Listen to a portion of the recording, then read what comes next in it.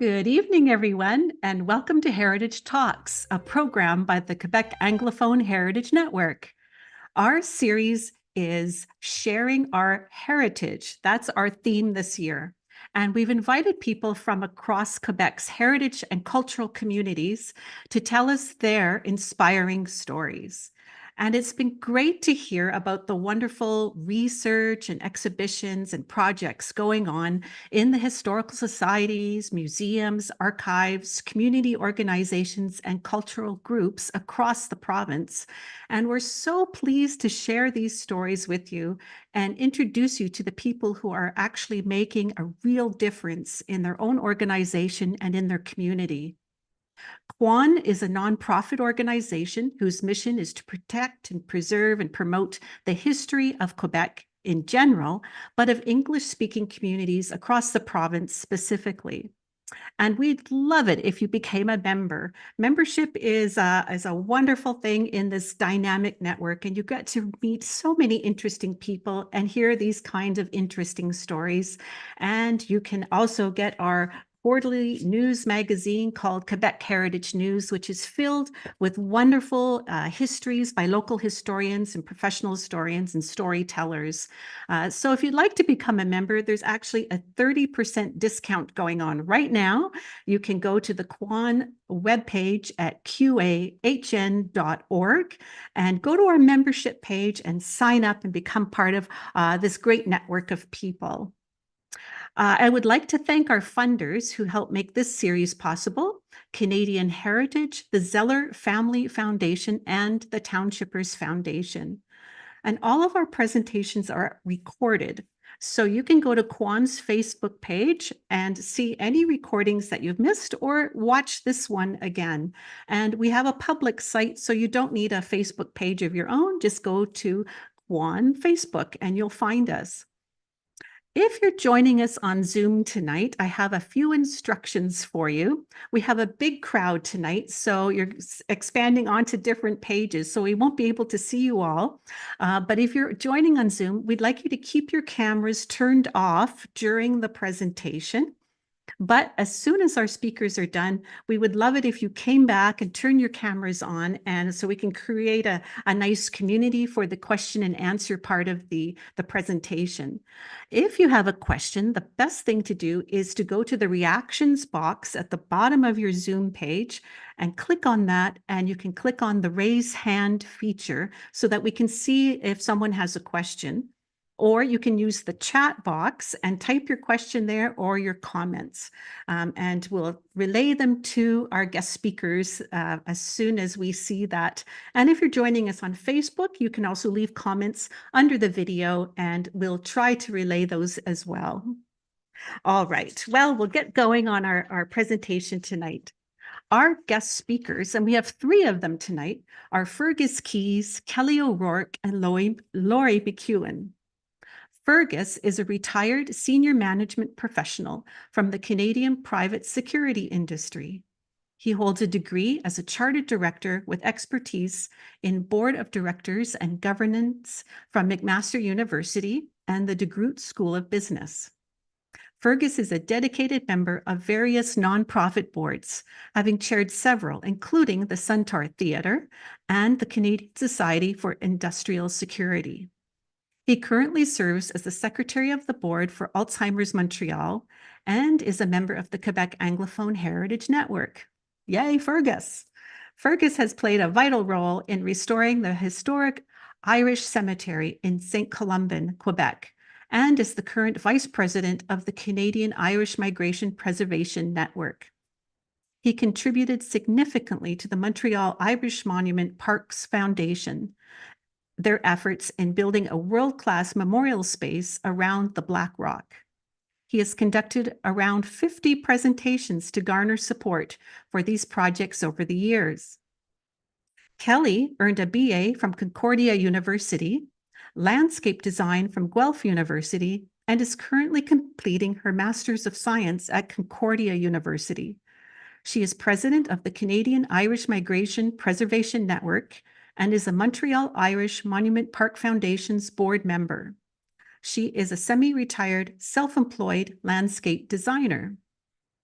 Laurie earned a BA in Irish Studies and a certificate in photography from Concordia University in Montreal. She is on the executive board of the St. Patrick's Society of Montreal and the Canadian Irish Migration Preservation Network. She's self-employed as a RAMQ billing specialist. We welcome them tonight with their talk, Stone by Stone, the Canadian Irish Migration Preservation Network and the Irish Cemetery Restoration, Preservation, Education, and Genealogical Research. Hello to Fergus, Kelley, and Laurie, and welcome to Heritage Talks.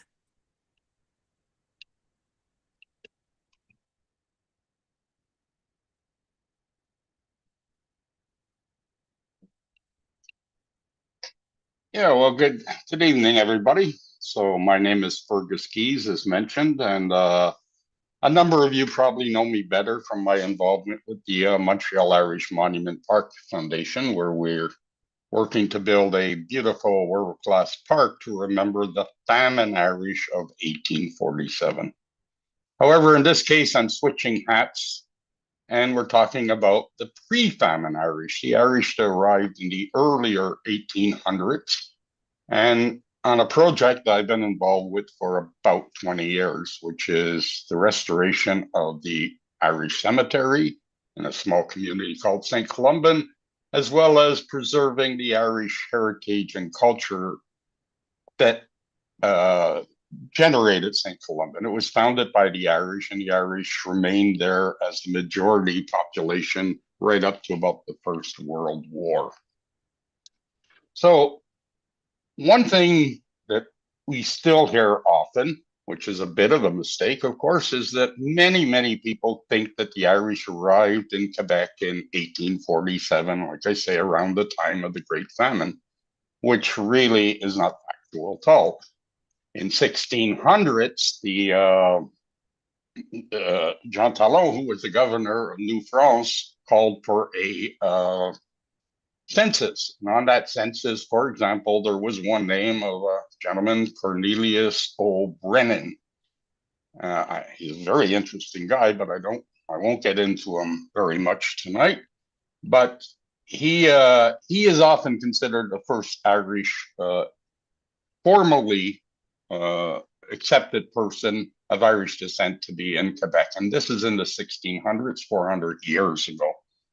The only thing I can say about O'Brennan is that he did something that drives all genealogists checking for Irish in Quebec completely crazy, and that unilaterally he changed his name from Cornelius O'Brennan to Pierre Aubry.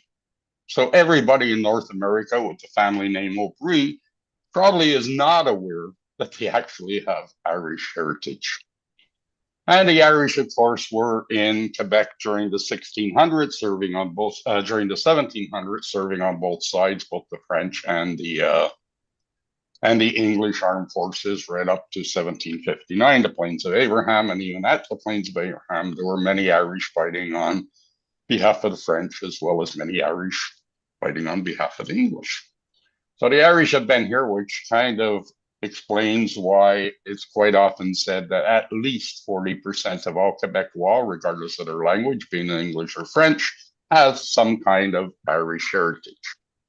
But what we're speaking about... Excuse me, Fergus, I'm just going to interrupt you and ask if Kelley could retry to put her screen on the larger mode. Sorry, Kelley, we tried messaging you, so sorry to interrupt. Thanks. No problem. So as Kelley tries to put up here we are. So this is fine. So tonight we're talking about, there was two really big Irish immigrations to Quebec. The one in 1847, of course, at the time of the famine, but one around 1815, 1820. Most Quebecois who claim Irish heritage are actually descendants of the first big wave of Irish in the early 1800s and not descendants of the Irish that arrived during the famine. So we're talking about around 1815. There was a big Irish immigration. As noted on the screen, many of the Irish arriving at the time were farmers.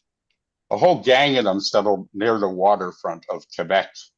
city and as well near the waterfront of Montreal.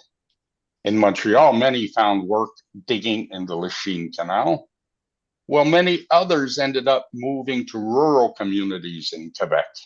And Saint-Colomban is just one of the many, many smaller rural communities spread throughout Quebec that were founded by the Irish. So I guess the question is, where is Saint-Colomban if you're not aware of it? Saint-Colomban is up near the old Mirabel Airport, not far from Saint-Jérôme. It's not a very big community, but as I say, it was founded by the Irish around in the early 1800s, and it remained almost entirely Irish up to almost the First World War.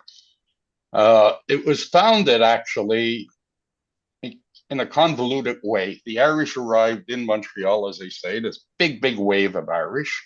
And we got to remember that in the early days of Montreal, it was pretty simple. If you were French speaking, you were probably Catholic 95% of the time. If you were English speaking, you were probably Protestant 95% of the time.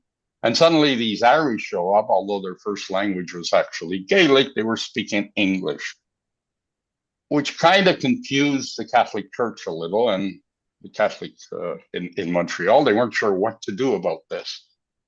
So two things. One is there was a priest called Father Jackson, who was an American, actually, I think a Presbyterian, who came up to Montreal with this big plan that he was going to convert the Irish Bishop of Montreal from Catholicism to his brand of Protestantism. Somehow they met together, Father Jackson and the Bishop of Montreal, in a closed room, and whatever happened, the bishop managed to turn the tables right around, and Jackson gave up being a Protestant and went to a seminary and became a Catholic priest, and ended up working with these many Irish who were showing up in the Catholic Church in the early 1800s. There were so many that every time there was a Catholic Mass, you could find them out on the streets, and the church was completely full.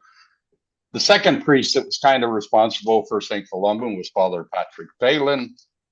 A few years later, the Catholic Diocese of Montreal decided that they better now find an Irish priest.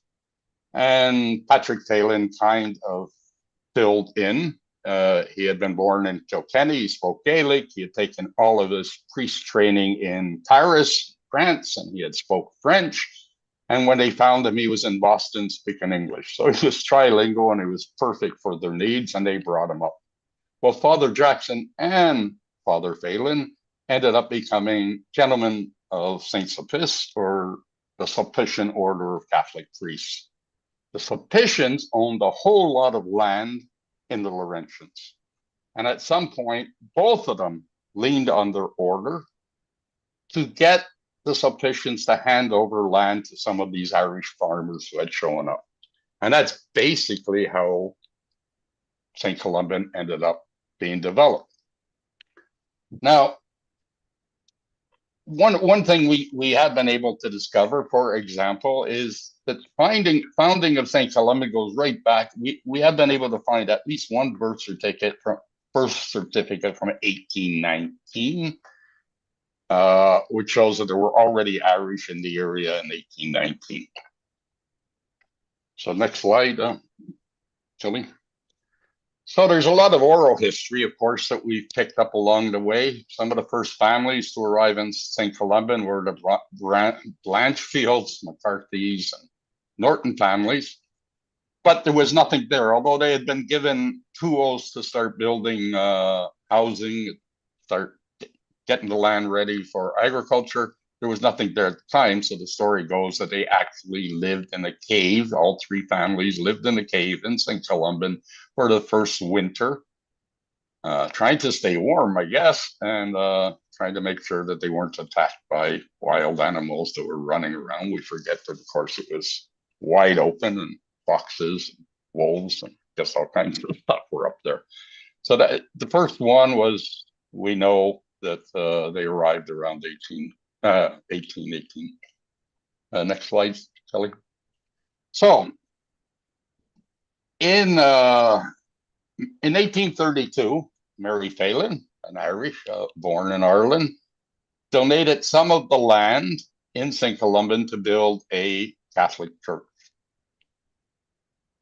Later on, land around the church was donated by the Elliots in 1829 for the first part of the cemetery. And then the land was donated by Gerald Phelan, who had been related to Mary Phelan, in 1837 for the extension of the cemetery. Next slide, Kelly. So what happens? What happens is that early in the 2000s, actually, I decided to start a web page. That was when web pages weren't very well known, and I wasn't sure exactly how it worked. And I didn't do a very good job, actually, but somehow it did work. And it attracted about 20 people who were saying, well, I'm a descendant of Saint-Colomban, I'm a descendant of Saint-Colomban. So at some point we got together and we decided that what we should do is meet in Saint-Colomban, which we did, I think, around 2005, something like that. And while we were there, what we discovered is that many of the tombstones from the early Irish who were buried in the Saint-Colomban cemetery had been removed from the cemetery, and actually many of them were broken and were thrown up into the bush behind the Catholic Church in Saint-Colomban. Well, obviously, as descendants of the original settlers, we were a little bit outraged about what had happened to these tombstones of our early ancestors. So we decided to take some positive steps and some direct steps to do something about it. So over the next few years, we went on a fundraising campaign and managed to raise about $15,000, $20,000. It took us a little bit of time.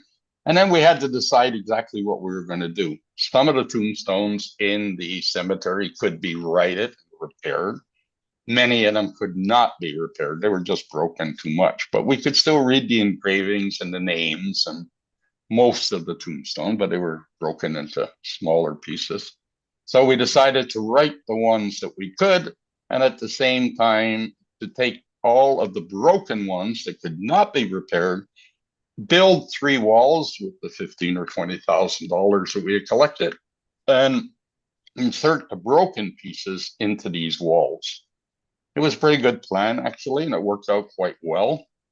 So as you can see from these photos, we had built a very deep foundation, and the stones were inserted into these 3 walls that you see. We are having a bit of a problem today because the caps on those 3 walls were probably not installed properly.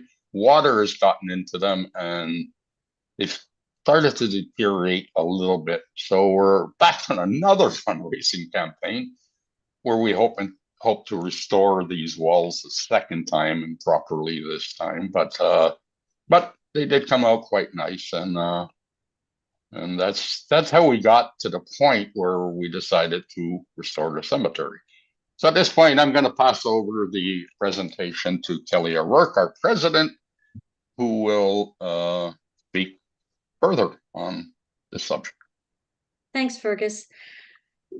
This project just grew and grew and grew over the years, and actually part of my master's is recreating the map of the cemetery and also mapping the stories and the narratives from the descendants of the earliest settlers of the Saint-Colomban cemetery, so who are buried there. So here what we started to do in order to map the cemetery, what I did is I took an aerial view that, well, it's from the satellite from Google Earth, and you can see the cemetery from above here. And here's the 3 walls that Fergus just explained to you over here.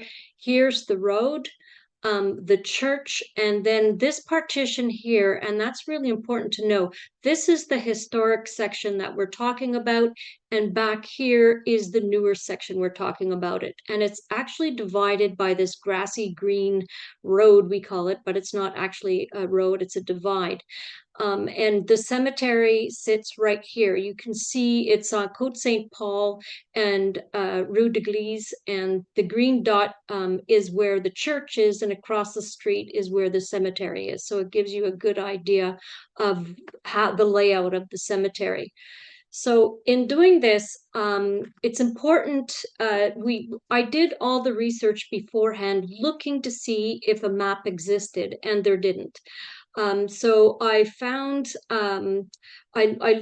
I found actually a book called Mapping and Documenting Cemeteries by Pamela Goffinet, which was really, really helpful for me. But I also found what is pretty close to the certificate of location here. And it had all the measurements and all the lots that were donated by the Elliots and the Phalins for the purpose of the cemetery.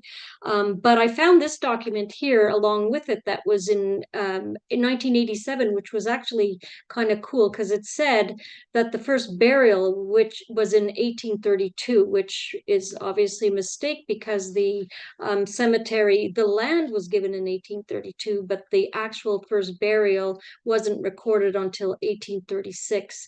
And they also say that there's 700 burials there, but that probably just represented the new and old section with just the visible markers. But already at that point, I've counted over 850 burials, so it's a little off the mark. So what I had to do was I had to find what resources were available to me. And the only thing I could find from the church was 4 sheets of paper. And it only represented the newer part of the cemetery. So I basically, on my wall, I took the 4 sheets of paper and I glued them to my wall or taped them to my wall. And then I walked the entire cemetery, marking where the headstones, the existing headstones, are. So what I found, this is the little road, the green grassy part I was telling you about, right here. I don't know if you can see that as I'm pointing it out.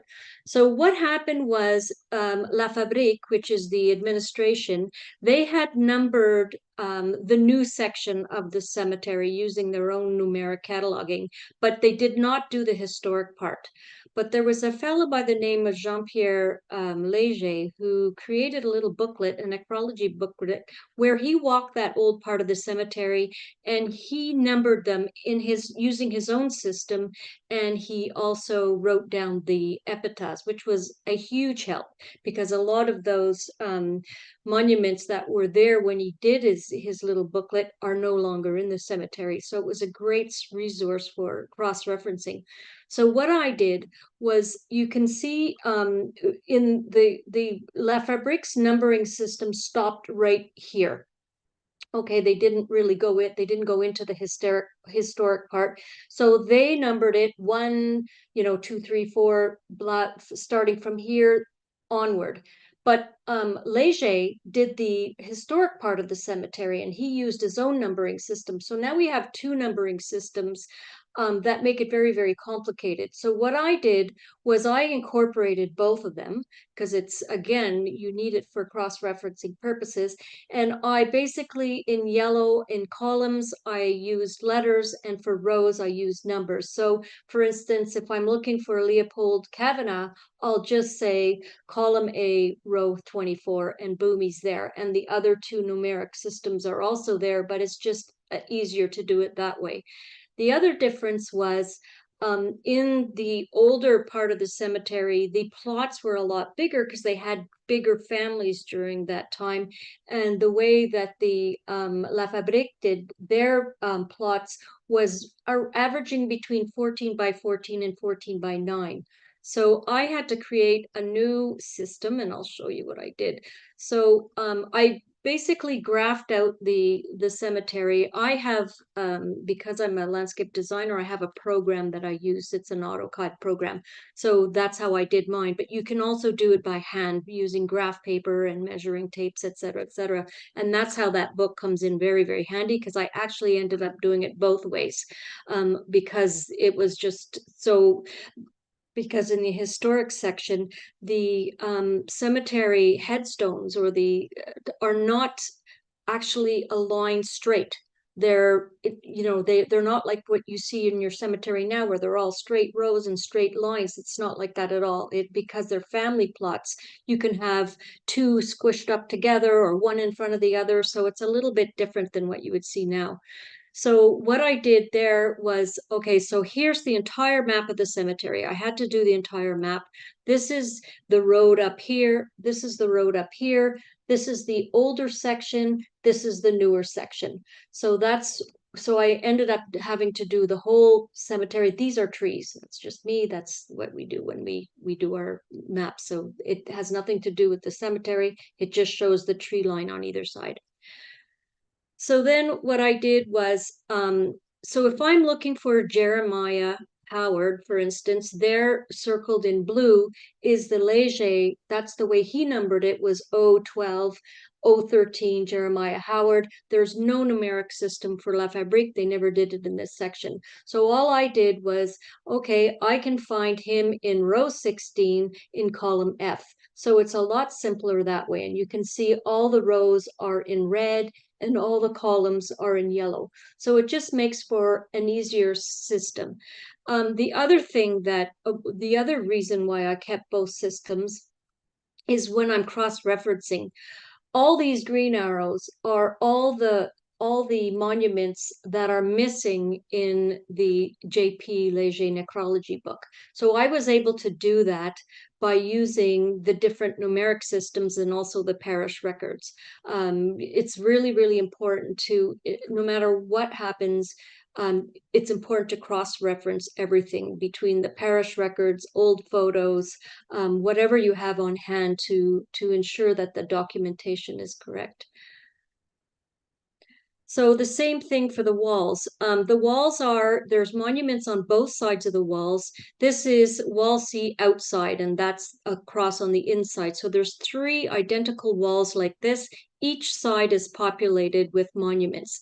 We no longer call them headstones. We call them memorials or monuments because they no longer represent where the person is buried, because they no longer sit on the spot where the person is buried. So here, what I did was I incorporated both systems. Here, La Fabrique, there's no number for them. And here, Léger, there's only one. 038 indicates where, at the time when he did his necrology, Elizabeth Carey and Michael Skelly's headstone was still in the cemetery. So when I'm doing my mapping, I will include both. I will include where the monument was and where it is now. So it's just another method of cross-referencing. So and I've done this for each side of the wall. So when you're looking for someone, for instance, you'll know exactly where you're going to find this in the cemetery. The other thing, a really important thing that we're doing, especially when I'm doing the storytelling and the mapping, and I'll get into that a little later, is comparing what's written on the epitaphs to what's written in the parish records. Now, one of the most important thing to do is cleaning the stone, and Laurie's going to get into that a little bit later.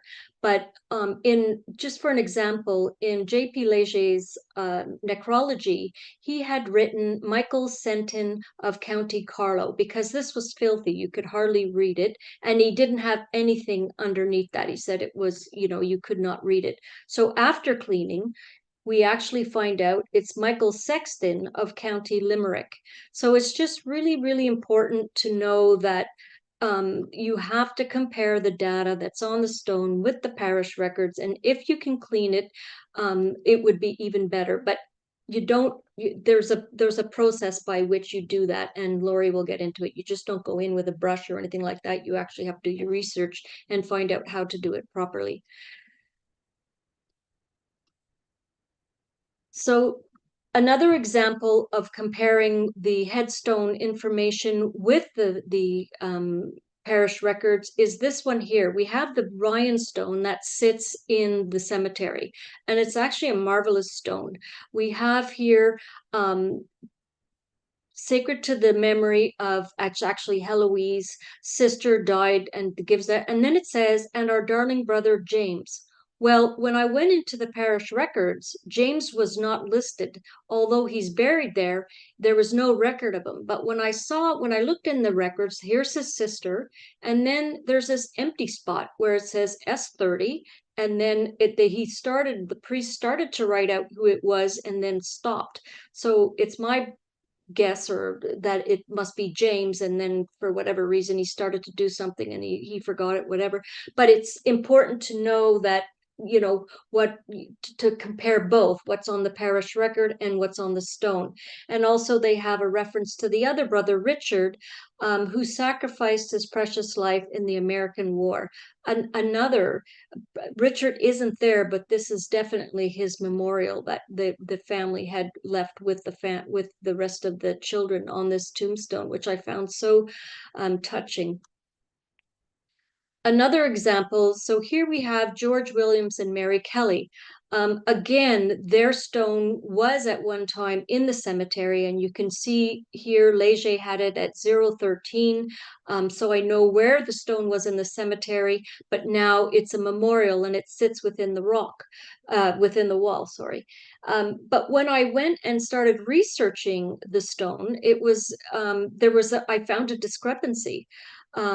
So here is where George Williams and Mary Kelley used to be in the cemetery, and here they are now. So we just reference them as when I go to look for them, I know they sit at column E and row 7, and I've also left J.P. Leger's numeric sequence there as well as 013. It just makes it a lot easier, but he's no longer there.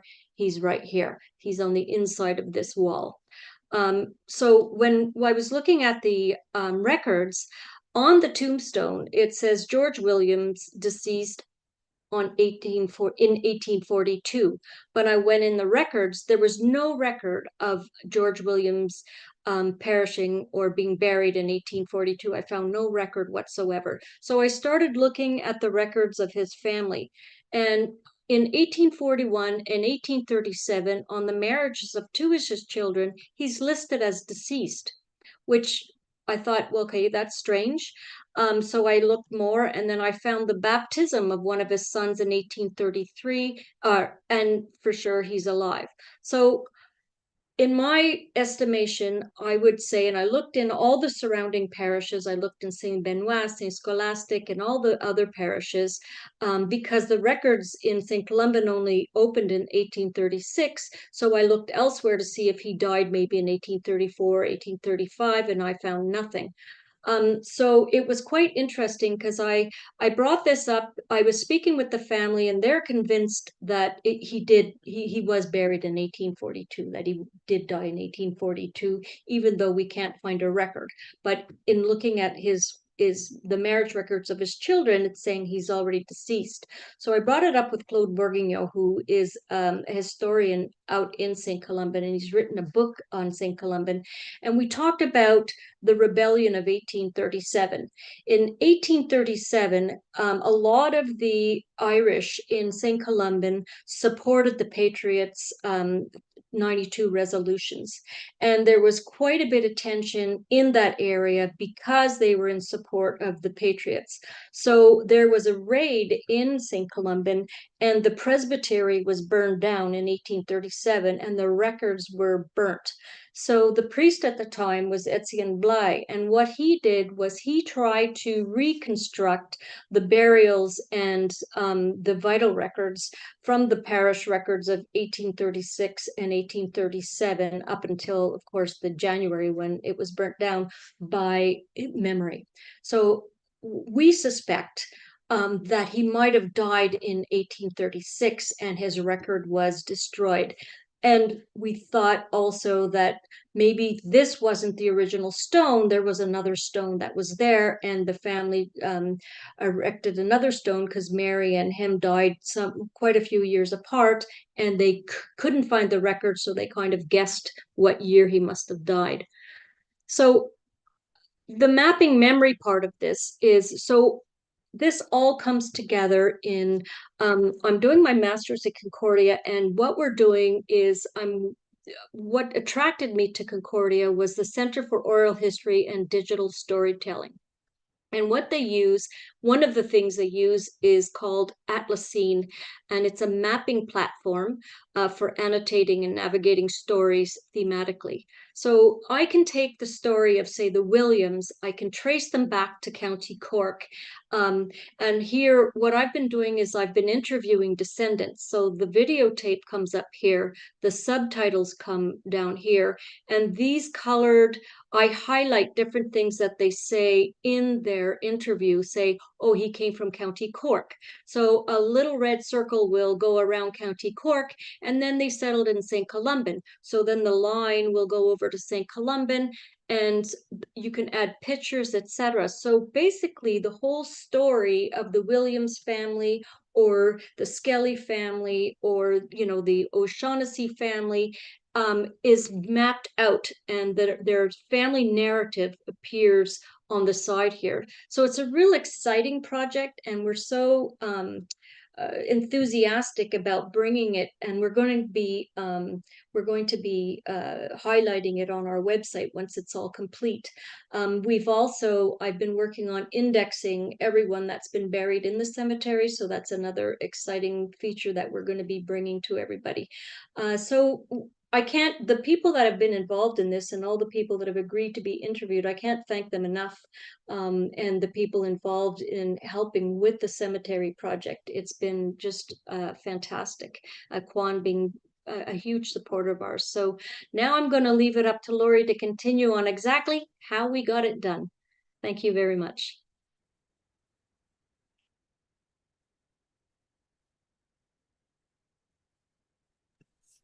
Thank you, Kelley. Let me just see if I can, sometimes there's a delay for me to be able to, no.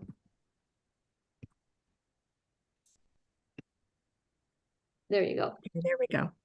All right. Good evening. I'm going to be speaking about the restoration process for the preservation of historic cemeteries, such as the one in Saint-Colomban, and the importance of preserving these significant Irish heritage sites.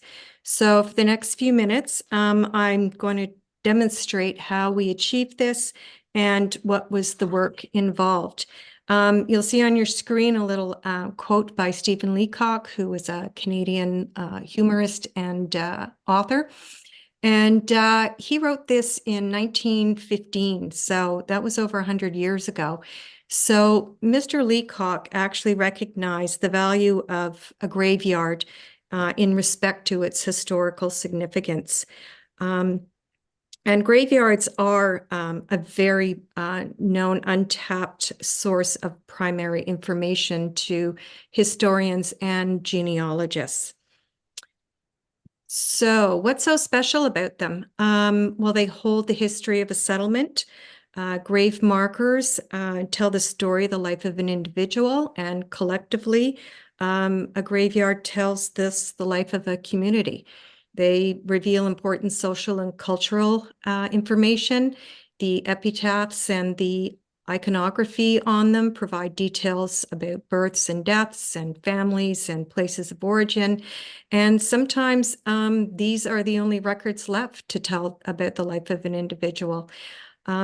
Also, they're valuable educational tools for teaching. So in the future generations, they will know about the story, the migration of the Irish here to Quebec and Canada.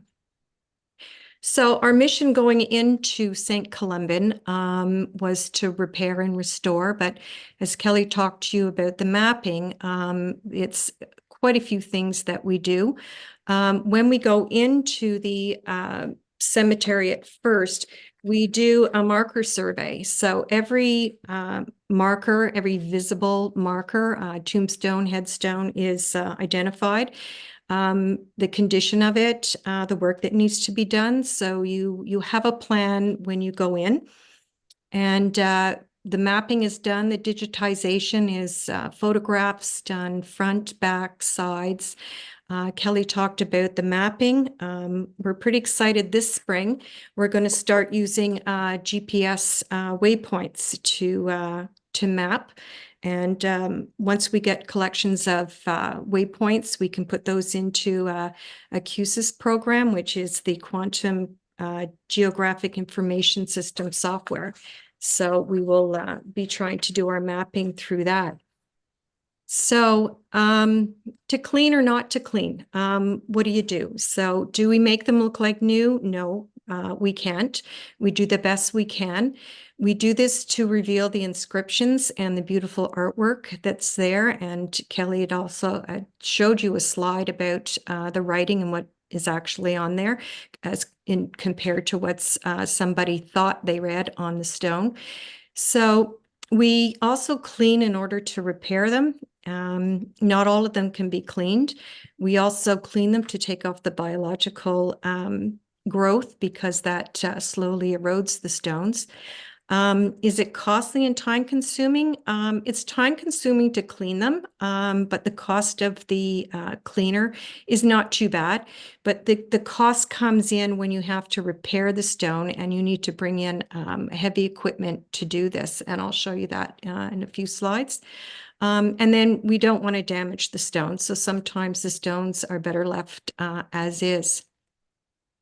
Oops.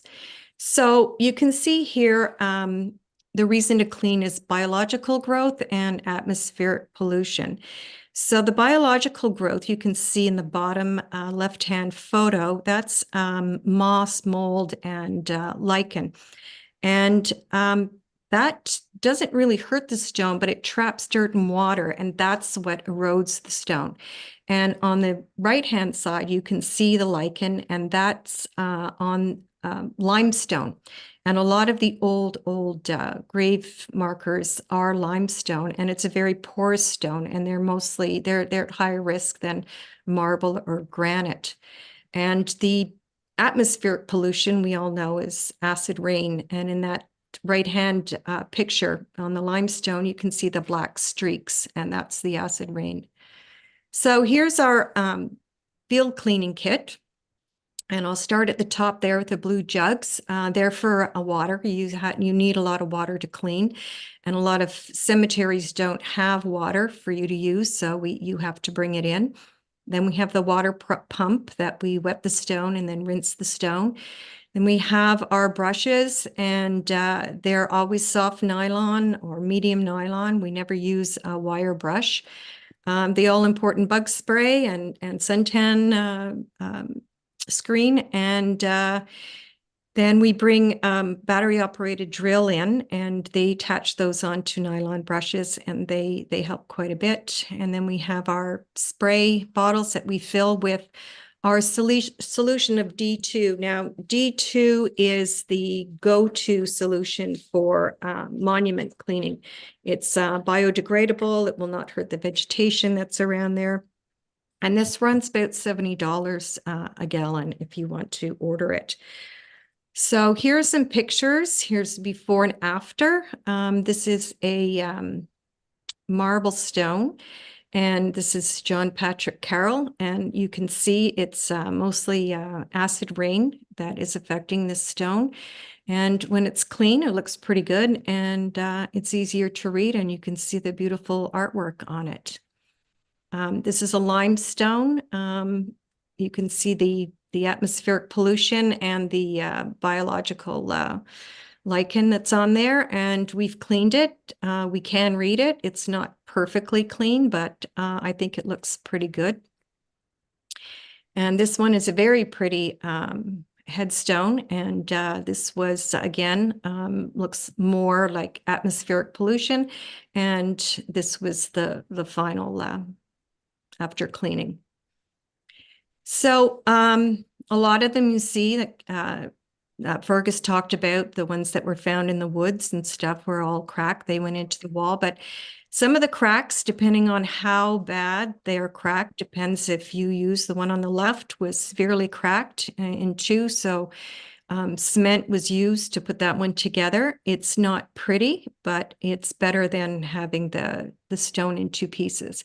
And on the right-hand side, we've used epoxy to fix the crack in that stone. That will eventually kind of fade into the stone color.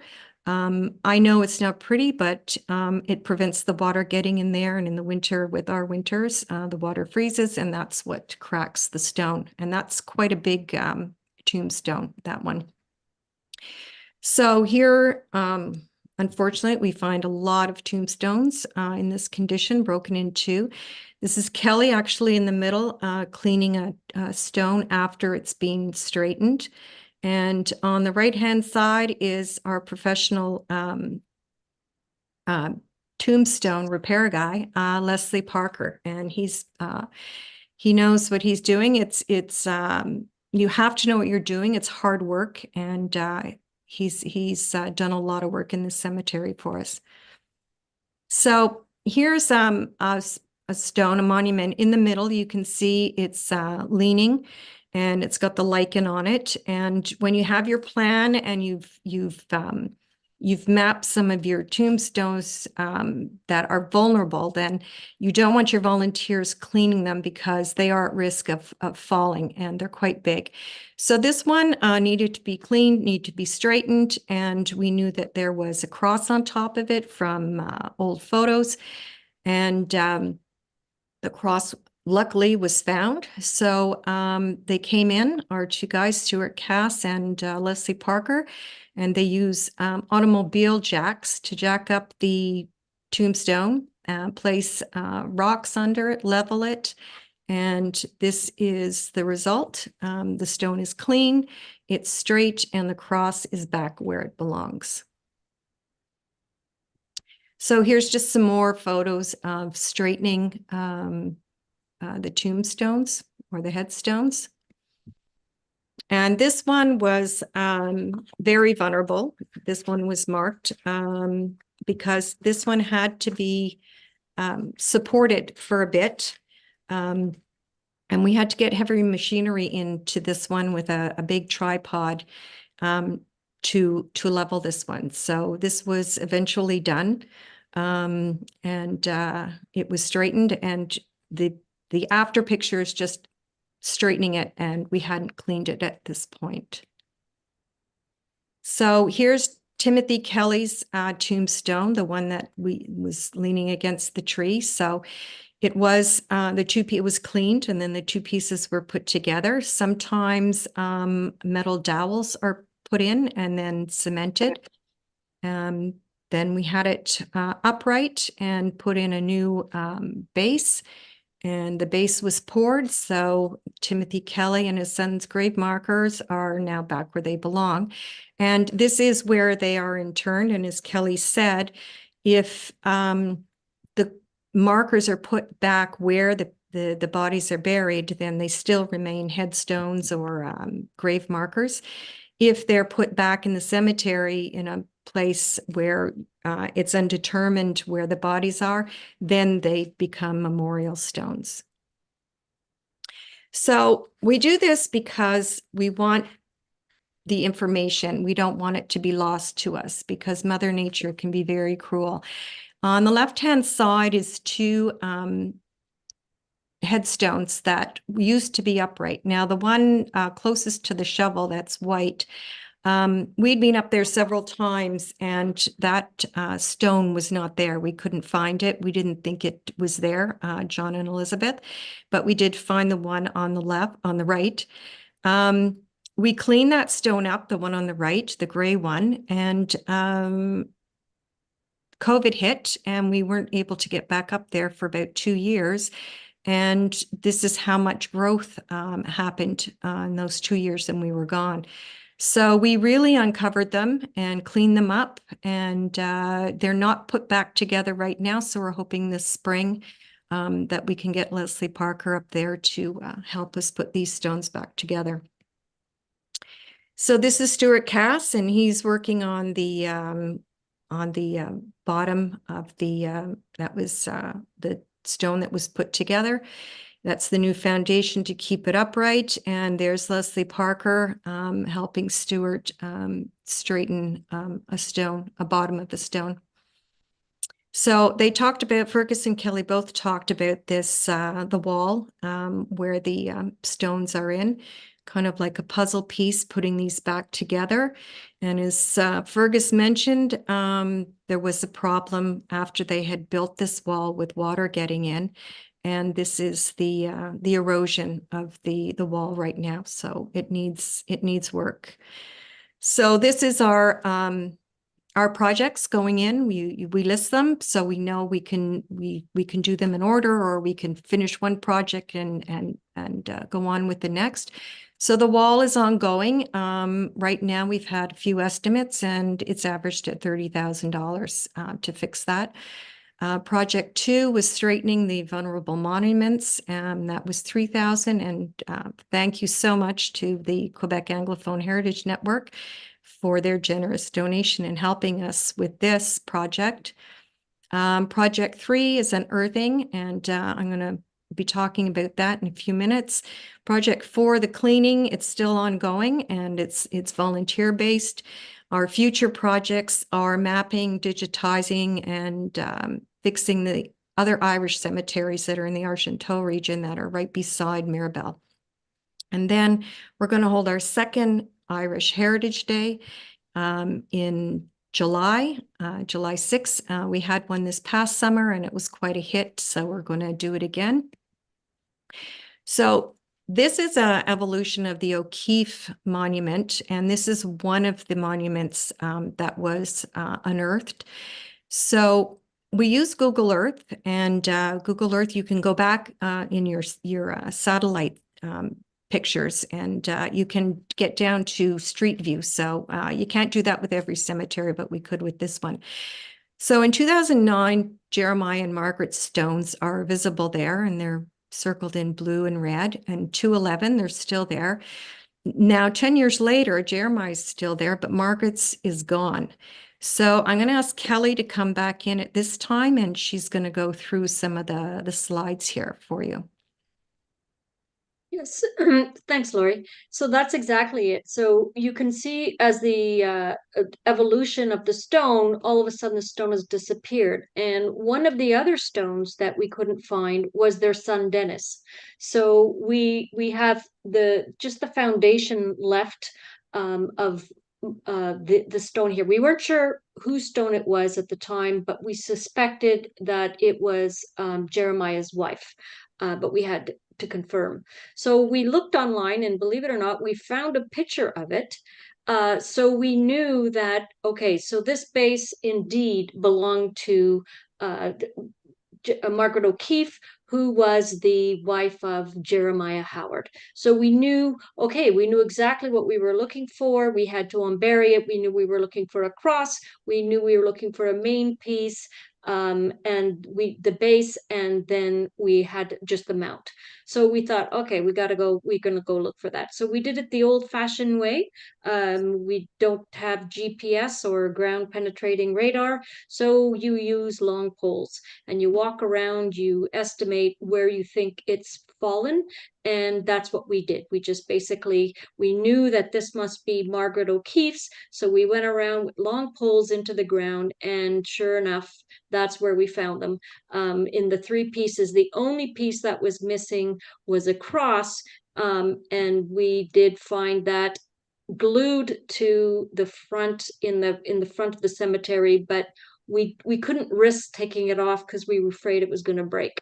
So what we did is this is Leslie Parker who managed to get this pulley, and that was a couple of volunteers. Actually, I wrote my family into it with Leslie Parker, and we managed to get this the main body mounted back on by using the pulley, and mounted it back on, except for the cross. We're going to have to figure out what we're going to do with that. So basically, that's what we had done, and we do this with a lot of other stones. We've actually got 4 that we've figured out where they are. We use poles and we know where they're buried, and hopefully this spring we'll get those mounted back where they belong. With the real heavy ones, though, just so you know, we hire professionals to come in and do it because it's too dangerous for people to be working around those heavy stones. Thanks, Laurie. It's all yours.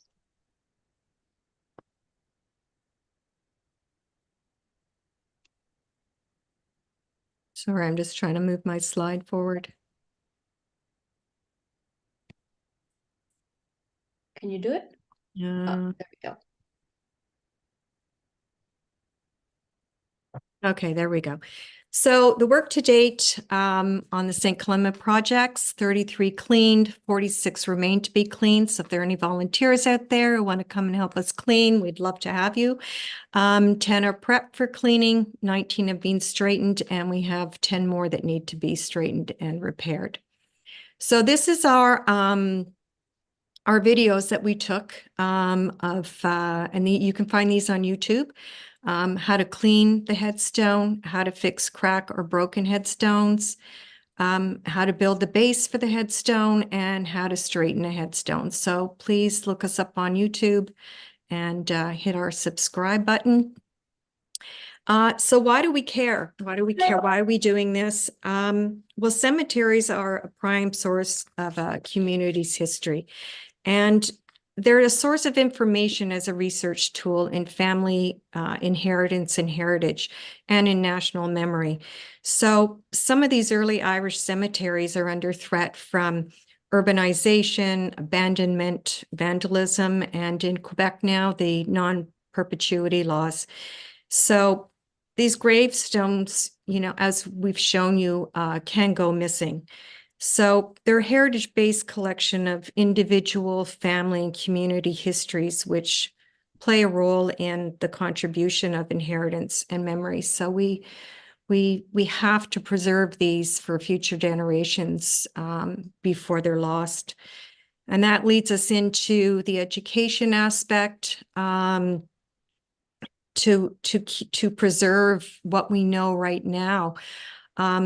On the left-hand side was the Saint-Colomban Schoolhouse, which later was turned into a restaurant, was still there in 2009, and now it's a gas station, unfortunately. This is in Shrewsbury, Quebec. It's about 15 kilometers from Saint-Colomban. It's in the Argenteuil region, and it's early settlers, early Irish settlers in this area that came in the 1820s. They built the church in 1850. Unfortunately, Shrewsbury, like a lot of little towns up there, kind of came in disrepair because they left the agricultural life and went into the city for more jobs. But this little church remained there. There was a group of people trying to keep it.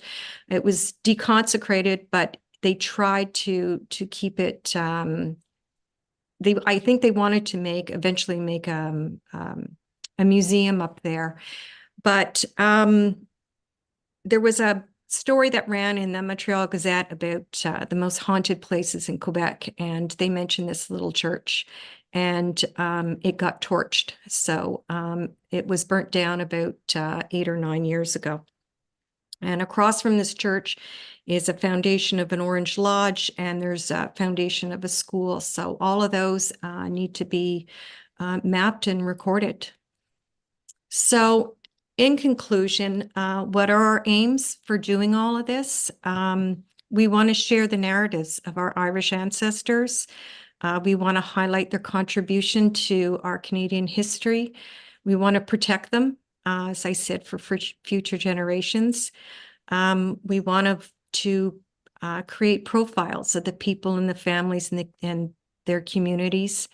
And we want to join with other Irish associations dedicated to heritage and bringing awareness of the Irish migration story into Canada. So save the date, July 6, 2024. We're having our second Heritage Day in Saint-Colomban. There's dancing, music, poetry, singing. There'll be food and drink. And cemetery tour, the church tour. In the bottom left-hand corner there, that's 3 generations of the Phelan family around the Phelan headstone, which is pretty neat. And we're going to have a lot of families that have ancestors there that are going to come this summer for the Heritage Day. So please, thank you, and please check out our website. Thank you very much.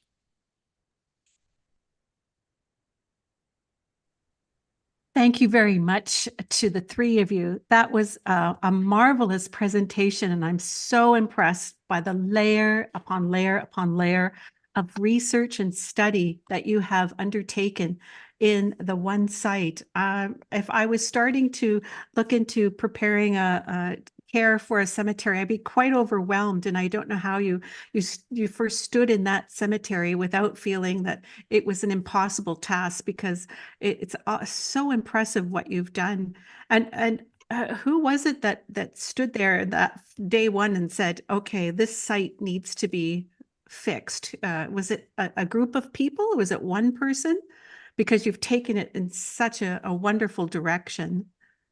Yeah, well, I would say it was actually a small group, like I had mentioned in my presentation, about 15 or 20 early ancestors of the original settlers got together and met there. And when we found all the broken tombstones and disrepair of the cemetery in general, yeah, you know, I mean, outraged is probably a good word. We were very upset.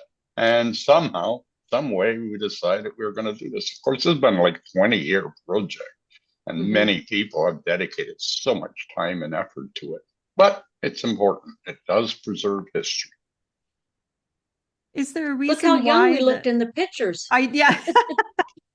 Why were the stones so arranged in the woods, just thrown in the woods? Had it been vandalism, or do you have a sense of why they were so separated from the burial itself?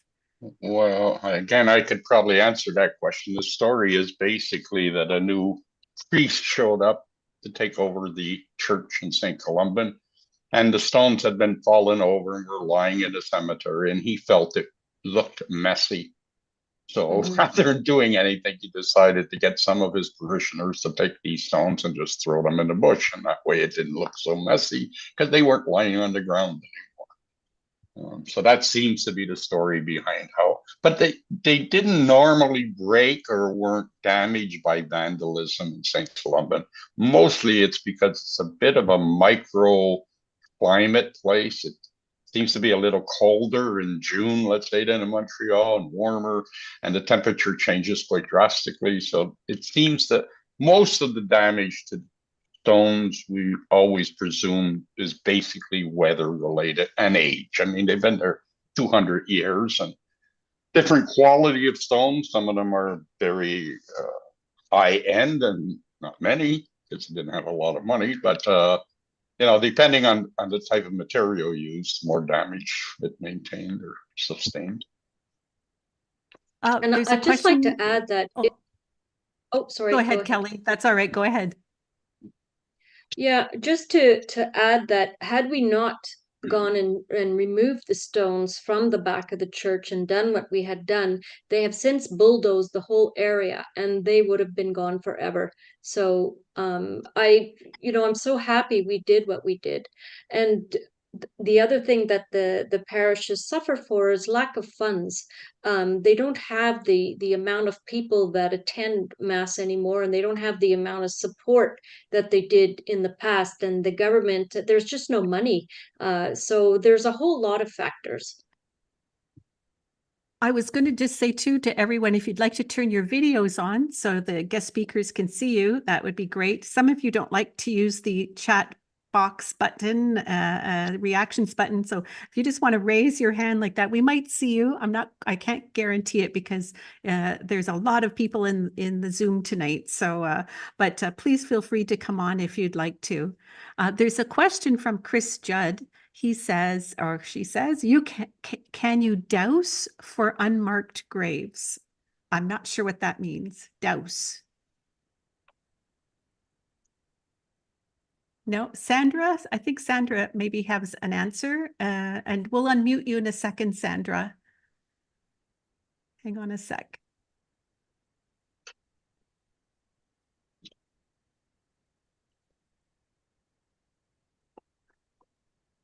Only Allison can unmute, so we have to wait a second.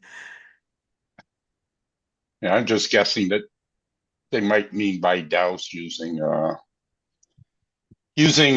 ground penetrating radar, which we are going to try, and other things like that. Douse, I always think of as looking for a well, you know, like, Mhm. but No, I know Sandra has the answer. Sandra has And I don't know if Allison, if you can hear, if you can unmute Sandra, that would be great.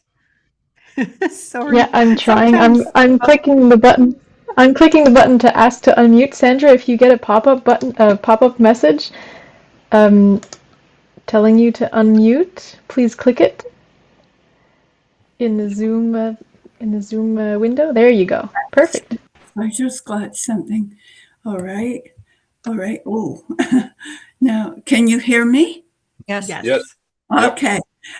What Chris is referring to is called dowsing. It's looking for water. It's done by holding usually an alder branch, certain kinds of pieces of branches of trees. You walk along, and where the well is or the spring, the branch leans downward. It's a gift, and there are people that do have that gift. It's sort of along the lines of a kind of ESP.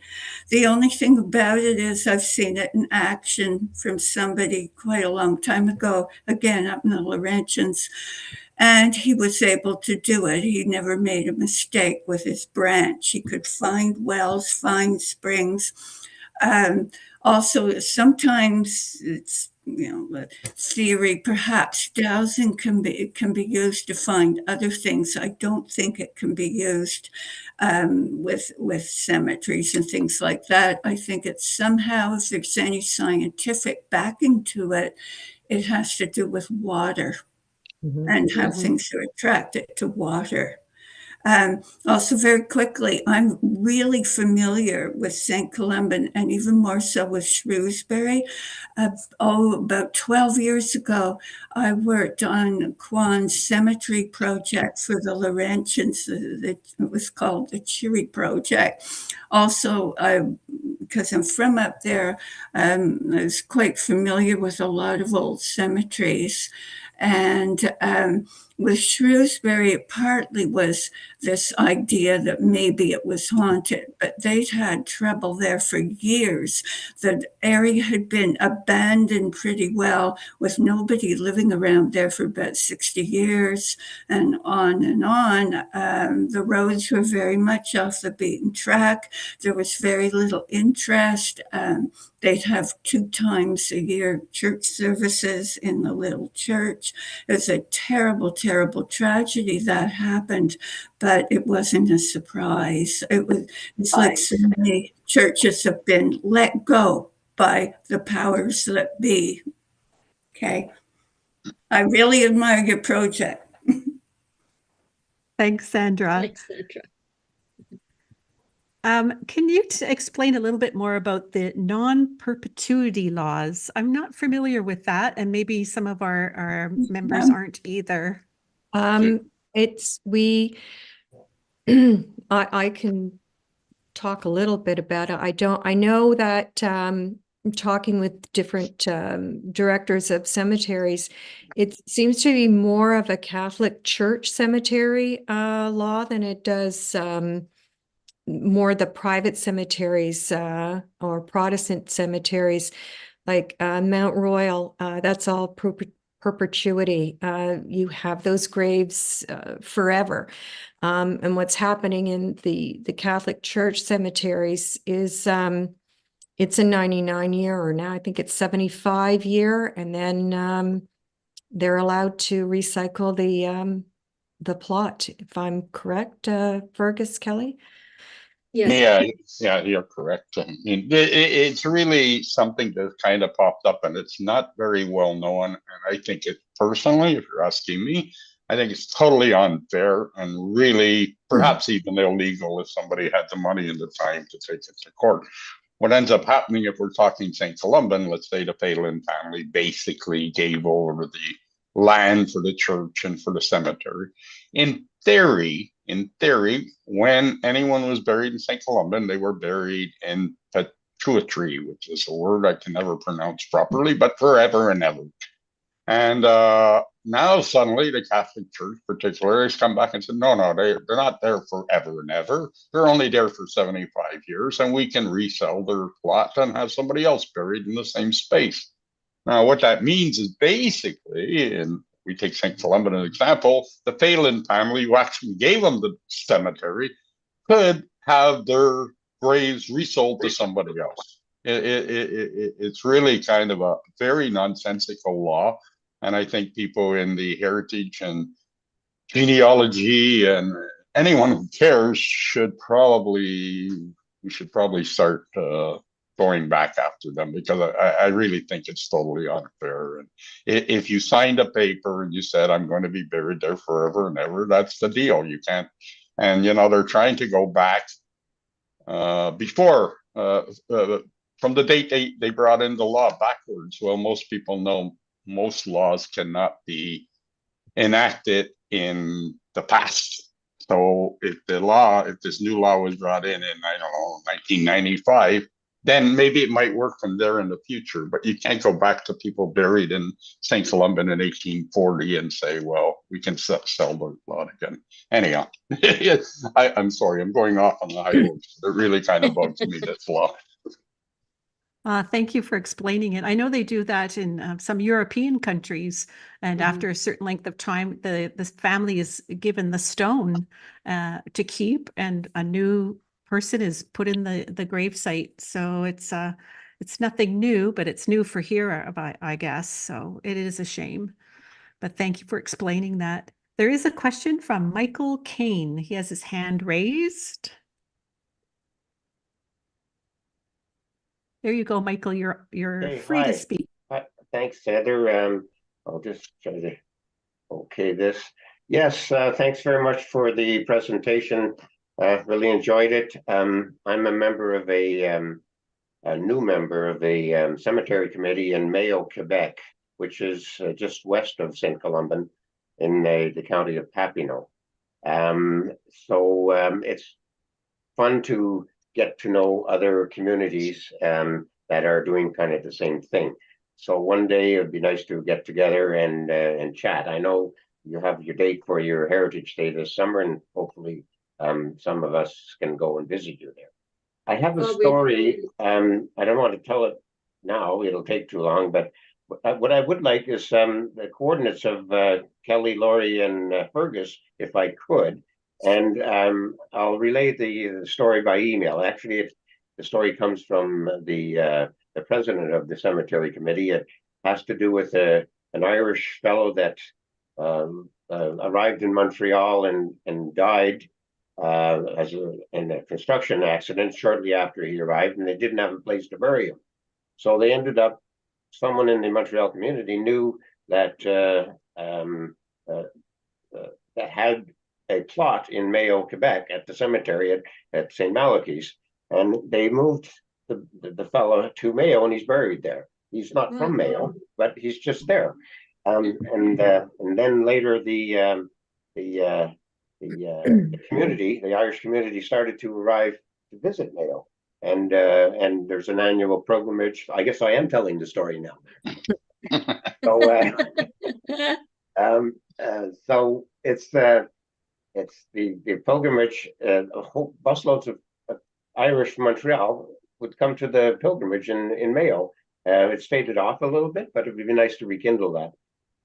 Anyway, if I could somehow get the coordinates, and I'll send the written little story if there's a way of doing it. Maybe Heather, I could get that from you later. I'm not sure how I could get those. That'd be great. You could do it two ways. You could send a message to Kwan at our email address is on our website, so you can certainly do that. Or I think, Kelley, you have a website too, don't you? We do. Yeah, so just look up the the website for the Canadian Irish Migration Preservation Okay. Network.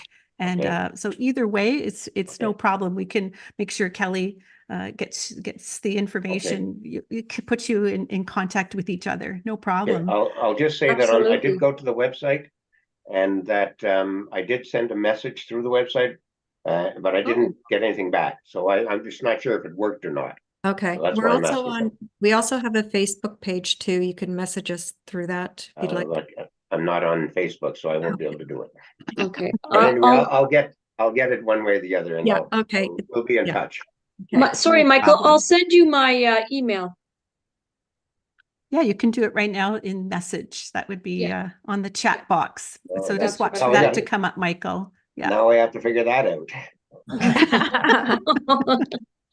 Okay. No problem. But Michael, either way, you can look at the Quan website and send a Okay. message All through right, that. I'll do That's that. okay. Okay, Okay. great. Thanks very Thank much. you. Next, we have Simon Jacobs with his hand up. Oh, hang on, Simon. There you go. There we go. Sorry. Congratulations. It's fabulous, the work that's been done. It's really impressive, and what dedication is incredible. Just to bring up the perpetuity again, is 1994. It's the Quebec Civil Code, the part that says that a perpetuity is not eternal. It's up to 100 years old. It doesn't mean you have to dig up a grave at 100, but it means it is possible to. So if a cemetery should decide that they need to have more space, or it's grown too small, that they could theoretically start moving things around. It doesn't necessarily, I know within the Jewish faith, it's when somebody's buried, they're buried. Unless they're going to be reburied, it has to be in the Holy Land. So go figure. Anyway, just wanted to bring that up. Thank you. Thanks, Simon. Thank you. Thanks, Simon. Next, we have Matthew Farfan. Just a second, Matthew. We'll unmute you. There you go. Hi, everybody. I just wanted to congratulate you for not only the presentation, but the work. I've been admiring your efforts for the past few years in the restoration work. But I also really appreciate the fact that the event you're holding, and again this coming year, what a great way to create connections between people and this important historical site, create that little sense of community and ownership over the cemetery. So I hope I can make it up there this summer. I've written it in my agenda. One last point I wanted to make was I think a lot of people are not aware of the power that local municipalities actually possess as far as citation of historic sites.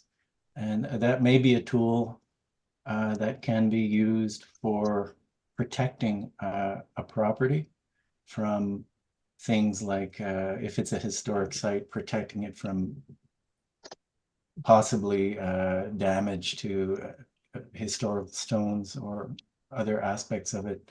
Might be something you could look into. Not a lot of municipalities have designated cemeteries as historic sites, but it is something that can be done. Oh, thank you, Matthew. Anyway, great talk. Great talk. Thanks, Matthew. I don't see any other comments.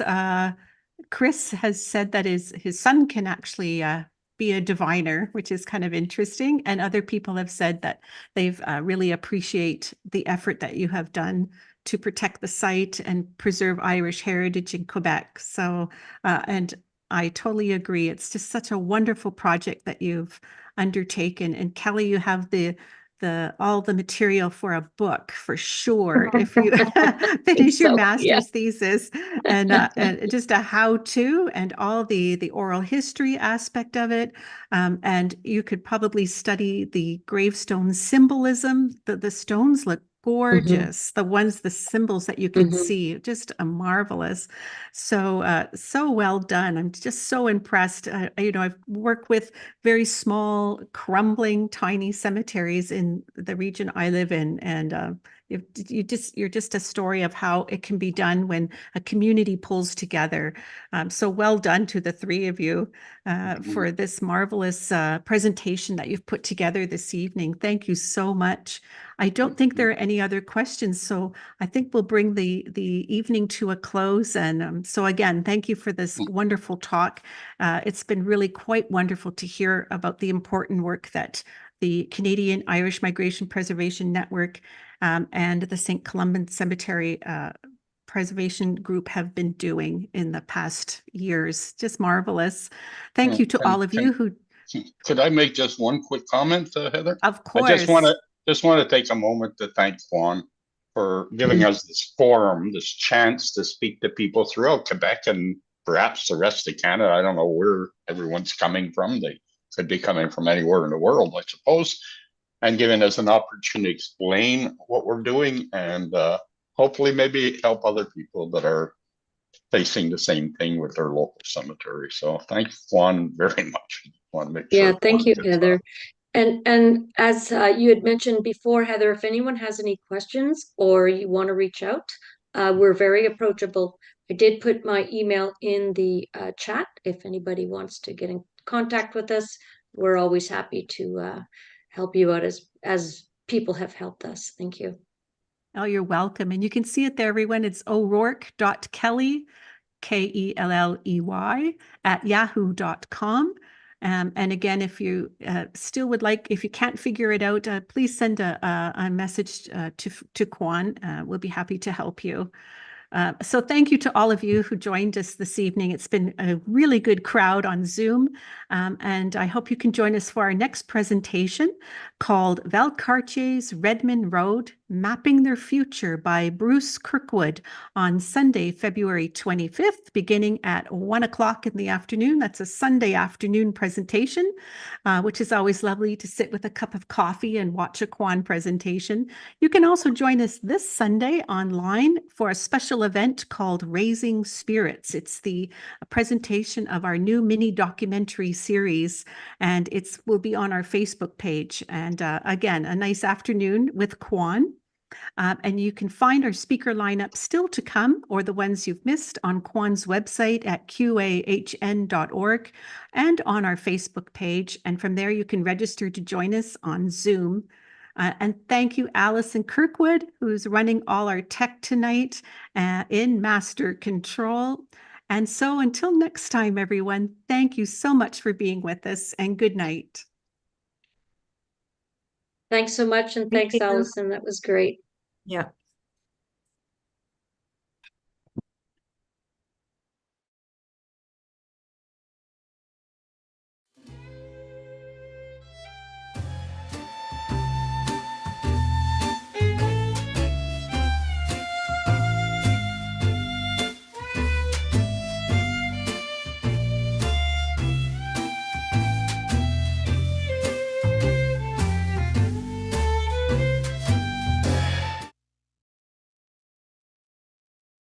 Good job, everyone. Thanks.